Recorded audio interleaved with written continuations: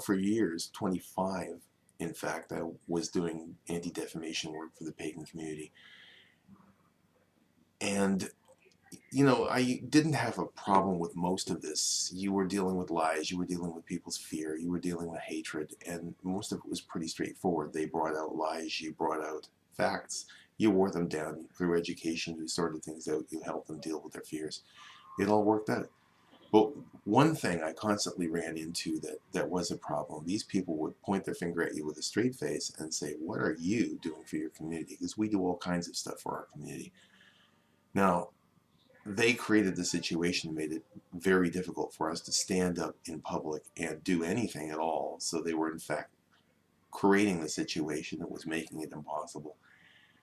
But at the same time, these people who were pointing their finger with a straight face were taking advantage of their own communities, the charity of their own people through tithing and whatever, were accumulating a great amount of wealth. And in fact, they were doing very little for the community. They were taking a fraction of 1% of that money that they'd accumulated and actually returning it to the community. There was this illusion that they were doing something, but because their wealth was so vast, the small amount actually was, by all appearances, large amount of money, and it made it look like they were doing a great deal more than they were doing. Well, times have changed. This month and next, Pagan Pride is happening all over North America.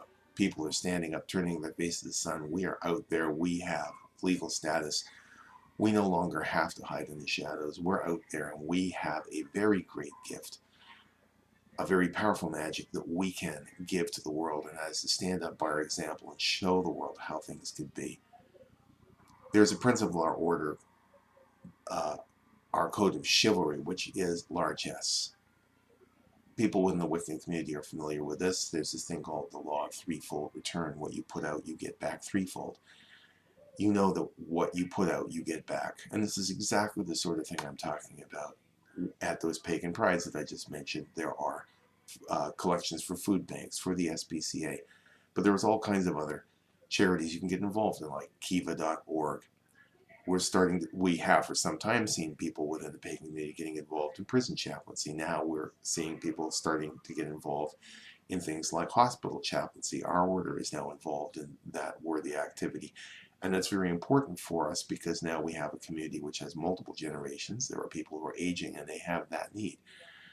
If we look back at the pagan societies from which we take our mythology that we model a lot of our practices on, you will see examples of this. I know that in the modern world, people are having a hard time. Finances are a mess. People are in need. But if you look back at those societies, you see examples of how people with very little did so much for each other. You know, you needed a barn, the whole community got together and put the barn up. They shared, they helped each other.